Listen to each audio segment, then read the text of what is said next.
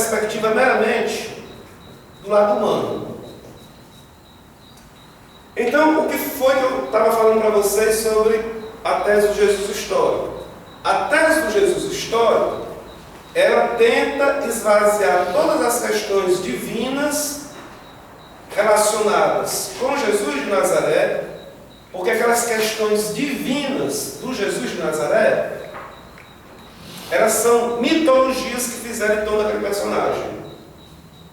Foram lendas que criaram em torno do Senhor. Então nós temos que deixar totalmente a questão mitológica para poder se relacionar ou entender o Jesus de Nazaré pela sua dimensão humana. Se a gente for ver a tese do Jesus histórico, uma possibilidade é a tese do Jesus histórico, que olha apenas pelo aspecto humano do Cristo, não explica a morte do Senhor. Por que não consegue chegar para explicar a morte do Senhor? Porque se a tese quer ver Jesus Cristo simplesmente pelo lado humano, e no sinédrio o que leva o Senhor a morrer é o seu lado divino, então a tese do Jesus histórico não chega aqui.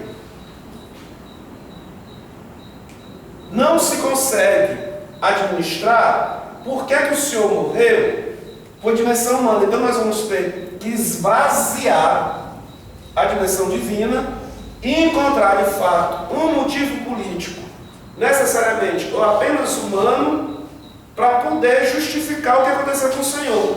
Então, uma explicação que vai se dar é que nosso Senhor foi um revolucionário que fracassou aqui diante do Sinédrio e que vai ser empurrado, não vai se conseguir, até Jesus histórico, não vai conseguir se chegar até aqui.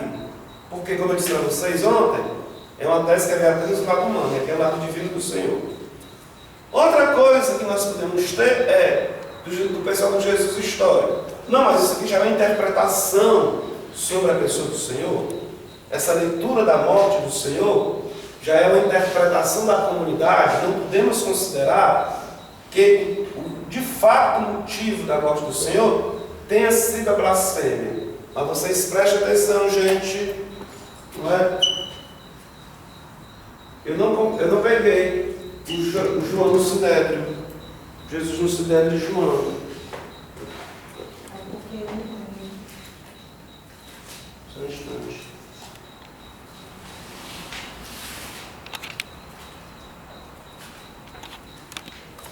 Ele disse que era melhor morrer só um homem. Só um instantinho.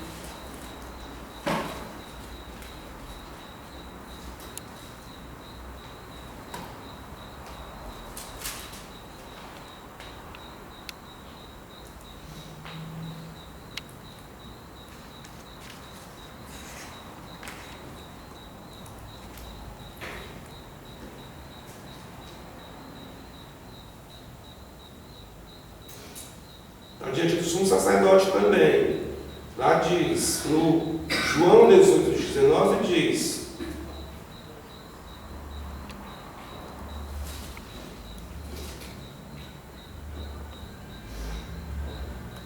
diz que enviou para Caifás, não é? E de Caifás chegaram ao Sinédrio, chegaram ao pretório.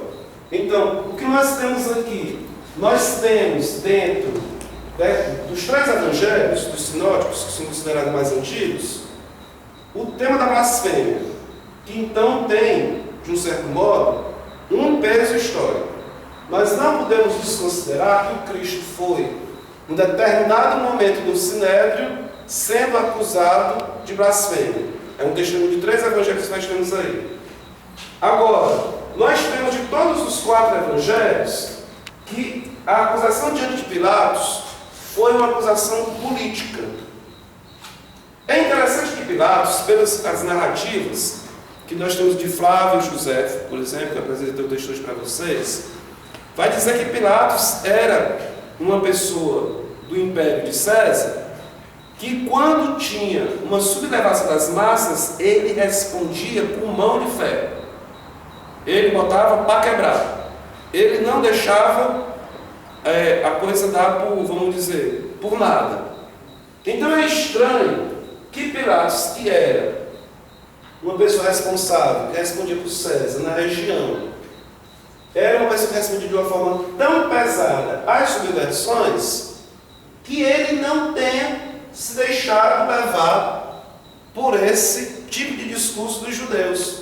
Inclusive, que ele tenha até querido soltar Jesus Cristo, que ele ficou impressionado com o Senhor, que ele ficou aterrado com o Mestre, que ele empurrado pelo Sinédrio, ele acabou se acovardando, mas ele não estava concordando com aquilo ali. O que a gente vê de fato dentro dos 4 evangelhos?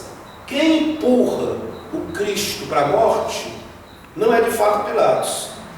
Quem empurra de fato Jesus para a morte é o Sinédrio. Então, eu gosto de tirar uma pequena conclusão daí. A religião pode ser mais podre do que a política. Estamos está passando da nossa hora. Você me permita em 5, 10 minutos. Então a religião pode ser mais podre do que a política. A gente fala muito de corrupção política, disso aqui dos políticos, mas o lado podre mesmo aqui da coisa estava no Sinédrio. Então não é porque uma pessoa seja religiosa, bonitinha e de renome e isso aquilo, que ela não possa provocar uma situação de injustiça maior do que a coisa política. Isso aqui é uma coisa que tem que estar atento. Outra, o pessoal quer vender muito Jesus Cristo meramente como um revolucionário social. Isso é um ponto da transformação. É um cara que vem provocar uma mudança de estrutura, que vem fazer uma conscientização do povo para poder derrubar o sistema. Mas nós vemos que, de fato, o que levou ele para a morte não foi que ele fosse um revolucionário social. Porque isso era um contra-testemunho, era um falso testemunho. Não conseguiram, de fato, lá no Sinédrio, encontrar o motivo que ele fosse justificado como um subversivo social. A questão, de fato, foi uma coisa religiosa que foi transformada numa dimensão política. Então, é estranho quando você quer reduzir a pessoa de Jesus Cristo meramente a isso aqui, a um revolucionário social. Porque se você reduz Jesus Cristo meramente a um revolucionário social, você está reduzindo Cristo ao falso testemunho que foi dado diante de Pilatos. Isso aqui é perigoso para a nossa igreja. Porque se nós queremos transformar o discurso do nosso Senhor apenas no discurso político, nós estamos entrando nessa onda aqui. Agora, o que é que nós podemos explicar, o que é que o Caetano vai dizer sobre o real sentido da morte do Senhor? Vocês prestem atenção que ele está dizendo que ele é o Filho de Deus, é a profecia de Daniel. É absurdo um cara que está preso pelo Sinédrio, por Caifás, pelos Caifás, está preso ali por Pilatos, que ele seja o Filho do Homem. Como é que ele pode ser o Filho do Homem e vai estabelecer o juízo das nações? Quem é esse cara que vai descer com grande poder e glória, se ele está ali amarrado, manietado, amarrado nas mãos, como um ladrão perigoso, um bandido perigoso? Como é que ele vai ser esse Filho do Homem? Isso é uma tremenda enrolada desse cara. Esse cara está mentindo, esse cara está sendo falso. O que ele está falando não pode corresponder à verdade. Porque se de fato ele fosse o Filho do Homem, ele não se deixaria prender pelos romanos. Ele colocaria os romanos para fora. Ele estabeleceria o poder de Israel, o político de Israel. Então é dito aqui, existem várias explicações, por que a multidão mudou de opinião do domingo de Ramos para pedir a crucifixão do Cristo na sexta-feira da Paixão. Existem várias explicações, dizer porque era outra multidão, na verdade que aclamou o Cristo no domingo de Ramos, foi um pequeno grupo. O Caetano vai dar outra explicação. O Caetano vai dar a explicação porque o povo esperava o Messias que fosse expulsar os romanos do local. E quando Cristo se apresenta preso, o povo reconhece nele um impostor, um cara falso, que não corresponde às profecias. Então, aquele povo que aclamou, quando viram decepcionadas as suas expectativas, que ele ia estabelecer um novo império, eles passaram também a pedir a morte do Cristo. Também o Caetano vai dizer que nosso Senhor foi morto porque ele não quis entrar nesse esquema. Porque se ele fosse entrar no esquema do revolucionário, que ia transformar a situação de opressão, ele disse que o povão iria lhe ajudar. Mas foi o povão mesmo que pediu a morte do Senhor. Foi manipulado, foi decepcionado com o que ele estava fazendo. O que o Cristo fez é parecido com o que então Jeremias fez. Quando nosso Senhor é preso, quando nosso Senhor é crucificado, modelo lá do Jeremias foi um cara que foi entreguista, foi uma espécie de alienado, foi uma espécie de fracassado. Então, nosso Senhor foi apresentado para o povo como um cara que fracassou. Então, por isso que o pessoal começa aquelas chacotas lá com o Senhor: desce então da cruz se tu és realmente o Filho de Deus, se Deus está ao teu lado.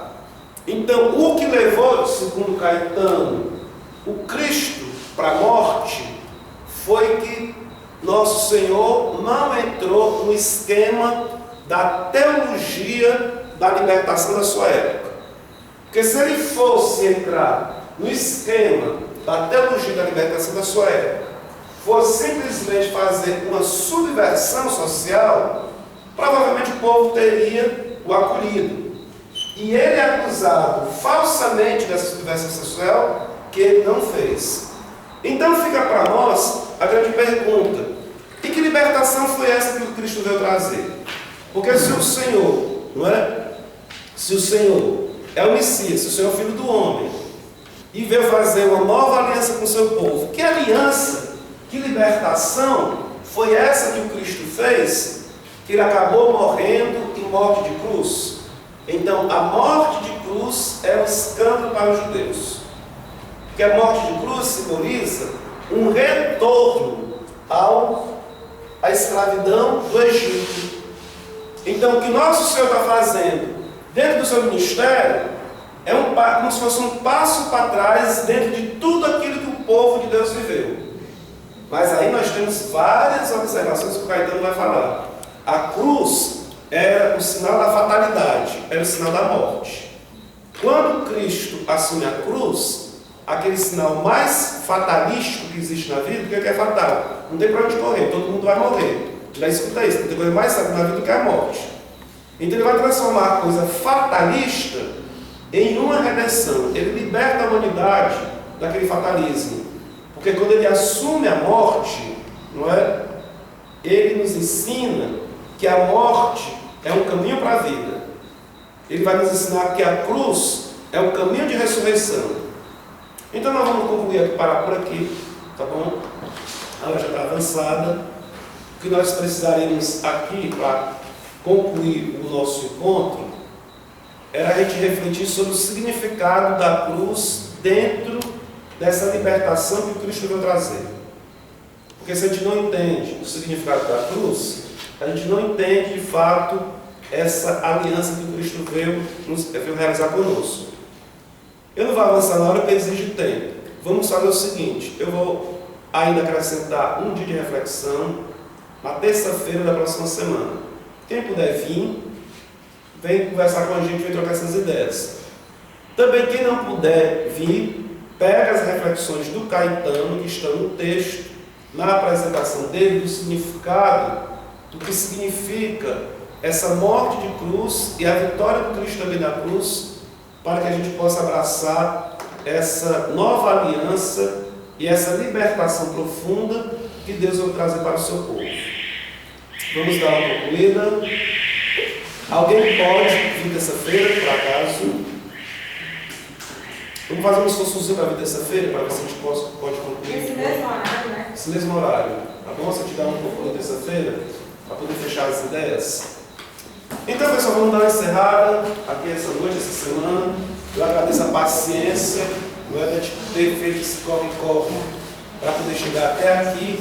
Mas nós estamos num momento muito especial, que é tentar descer naquilo que os evangelhos colocaram sobre o que levou a causa de fato da morte do Senhor e aquilo que é dito por aí que levou à morte do Cristo.